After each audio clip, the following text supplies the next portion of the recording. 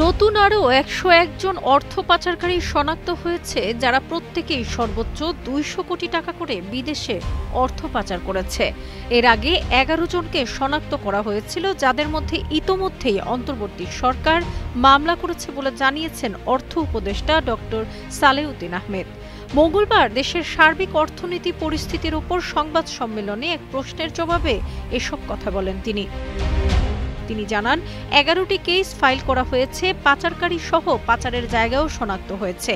এসব টাকা ফেরত আনার ব্যাপারে সংশ্লিষ্ট ১২টি দেশের সঙ্গে মিউচুয়াল লিগ্যাল এগ্রিমেন্ট করতে চিঠি পাঠানো হয়েছে। আমরাও আইনজীবীর মাধ্যমে চেষ্টা করছি। ২০০ কোটি টাকার ওপর যারা পাচার করেছেন তাদের চিহ্নিত করা হয়েছে। এর আগে সোমবার ডক্টর ইউনূসের সভাপতিত্বে রাষ্ট্রীয় অতিথি ভবন যমুনায় অনুষ্ঠিত এক বৈঠকে গত ১৫ বছরে যে টাকা পাচার হয়েছে তা ফিরিয়ে আনার বিশেষ একটি আইন করার সিদ্ধান্ত হয়।